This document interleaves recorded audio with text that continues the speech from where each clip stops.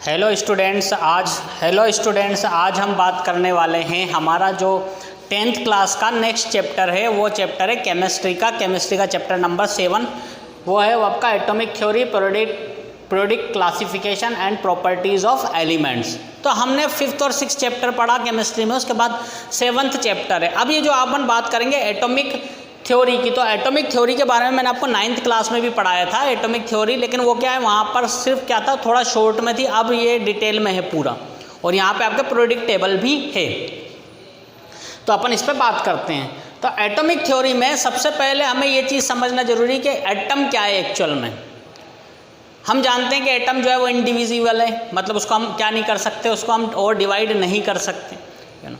लेकिन ये एटम शब्द जो है ये कहाँ से आया? जो एटम जो शब्द है वो ग्रीक भाषा का, जो ग्रीक लैंग्वेज है उसका एक शब्द होता है एटोमोस। तो एटोमोस जो शब्द है, उस एटोमोस शब्द का मीनिंग होता है इंडिविजिबल। इंडिविजिबल का मतलब जिसको और डिवाइड नहीं किया जा सकता है, वो होता है इंडिविजिबल। तो इंडिविजिबल का मतलब क्या है? एटम। तो एटम का ग्रीक जो लैंग्वेज है उसमें शब्द होता है एटोमोस। एटोमोस से लिया है एटम, और इसका मीनिंग क्या निकल के आता है? इसका मीनिंग निकल के आता है इंडिविजिबल। अब जो एटॉमिक थ्योरी थी उसमें अलग अलग साइंटिस्ट ने अपनी अलग अलग थ्योरी दी थी। तो एटॉमिक थ्योरी में जो सबसे पहले साइंटिस्ट थे वो थे John Dalton. Dalton's atomic theory, जो जॉन डाल्टन थे, उन्होंने 1808 में एटम पे एक थ्योरी दी थी। उस थ्योरी पे हम डिस्कस करते हैं, उसके कुछ पॉइंट्स थे जो उन्होंने कहे थे। तो जो एटॉमिक थ्योरी वो क्या थी, आप समझे एक बार। All matter is made of atoms.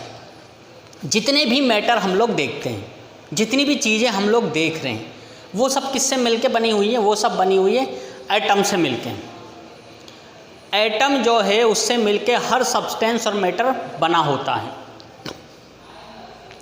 Second है, all atoms of given element are identical in mass और प्रॉपर्टी। जितने भी एलिमेंट्स होते हैं, जितने भी एटम होते हैं, ये सब एटम और एलिमेंट जो हैं ये आइडेंटिकल मास और प्रॉपर्टी रखते हैं। मतलब सभी के साथ क्या होती है? आइडेंटिकल मास और आइडेंटिकल प्रॉपर्टी। इसका मीनिंग क्या है कि सबकी प्रॉपर्टीज़ अलग अलग है और सबका मास अलग अलग है। सबकी मास और प्रॉपर्टी जो आइडेंटिकल है, सबके लिए सेपरेट है, अलग अलग। तीसरी इसकी जो प्रॉपर्टी होती है वो होती है compounds are formed. Compounds are formed by a combination of 2 और more different kinds of atoms. जितने भी कंपाउंड्स बनते हैं, ये सब कंपाउंड्स किससे मिलके बनते हैं? आप देखिए, जितने भी कंपाउंड्स हैं ये सारे कंपाउंड्स कॉम्बिनेशन ऑफ 2 और more different kinds of elements.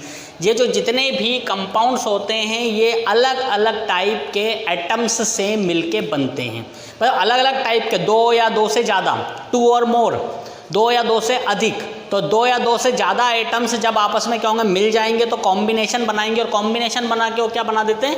Compounds बना देते हैं। Compounds are formed by a combination of 2 or more different kinds of atom. Next, a chemical reaction is a rearrangement of atoms. Dalton ने क्या कहा कि जो chemical reaction करते हैं ना अपन, जो केमिकल रिएक्शन होती है वो क्या है? रीअरेंजमेंट।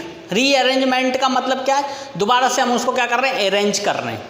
तो रीअरेंजमेंट ऑफ एटम्स, एटम्स का रीअरेंजमेंट होता है। क्या होता है? Chemical reactions. उसके बाद जो डाल्टन ने क्या कहा? Atoms of different elements are different in weight, size and chemical properties. जितने भी एटम्स होते हैं डिफरेंट टाइप के एलिमेंट्स के, वो सब आपस में क्या होते हैं? वेट उनका क्या होगा? अलग होगा। साइज उनकी अलग होगी। केमिकल प्रॉपर्टीज़ भी सबकी अलग अलग होती है। जैसे इंसान होता है ना, तो सबका वज़न अलग अलग होगा, सबकी प्रॉपर्टीज़ अलग अलग होंगी, सबकी के साथ क्या सबकी साइज शेप सबका अलग अलग होता है। तो इसलिए इसी तरीके से जो हमारा क्या है एटम है, एटम का भी क्या है आपका वेट, साइज और केमिकल प्रॉपर्टीज़ क्या होती हैं? सबकी अलग अलग होती हैं।